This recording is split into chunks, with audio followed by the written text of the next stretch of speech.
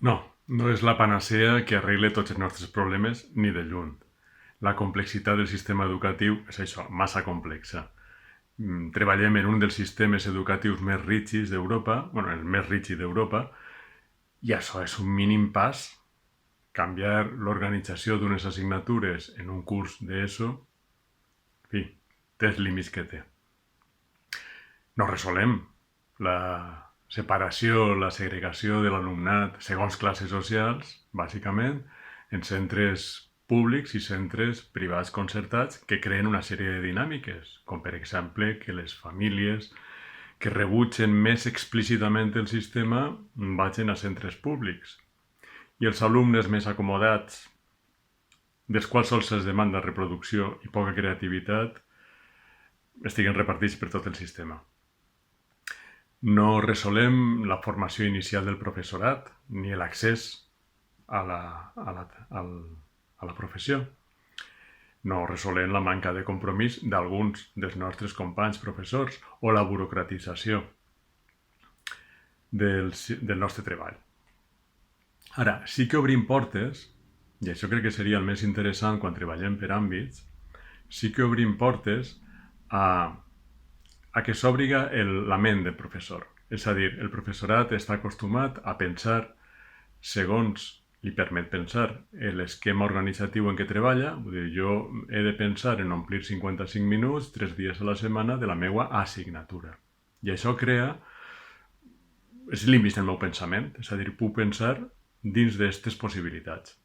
Però fixeu-vos que al fusionar assignatures i ampliar temps de treball, podem començar a qüestionar-nos quin és el coneixement rellevant. Puc permetre'm el luxe de decidir això que estic ensenyant, quins efectes té si vull crear un ciutadà crític. Tinc temps per a pensar, tinc temps per a treballar. Puc fer coses que vagin en aquesta direcció. Puc dissenyar activitats que estiguen enfocades a la comprensió del món. No podem canviar les polítiques del llibre de text, nosaltres així, des de la nostra lloc de treball, però sí que podem reflexionar sobre quin és el millor material possible. I això a la llarga crec que pot produir canvis. Quines tasques són les millors? És a dir, he de seguir proposant tasques reproductives, curtes, superficials, o ja puc permetre'm el luxe de treballar a més llarg termini i plantejar activitats d'exposició pública, de selecció d'informació tranquil·la, de presentació d'aquesta informació de forma ordenada, etc. Quin sentit té avaluar? Treballar en períodes llargs de temps i fusionant assignatures, treballar moltes hores amb el mateix alumnat fa que penses sobre quin sentit té l'avaluació en un sistema obligatori. I ens fa replantejar l'organització del sistema. Quin sentit té que treballem en departaments quan ara ja pertanyem a un àmbit i donem 3 assignatures. Vull dir, caldrà repensar l'organització del sistema. O inclús caldrà repensar l'existència de tanta comissió de funcionament difícil, anem a dir, i complicat. Moltes de les coses que ara no resolem en comissions les podem resoldre en l'aula.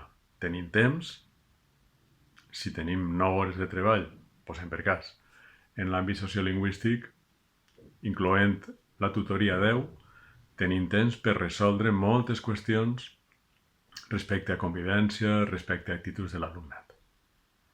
En l'aula. En fi, i en conclusió, no són la panacea, però diguem-ne que obrin la ment i les possibilitats per a que el professorat prenga consciència dels canvis que requereix a més llarg nivell, a més ampli nivell, el sistema educatiu. Gràcies.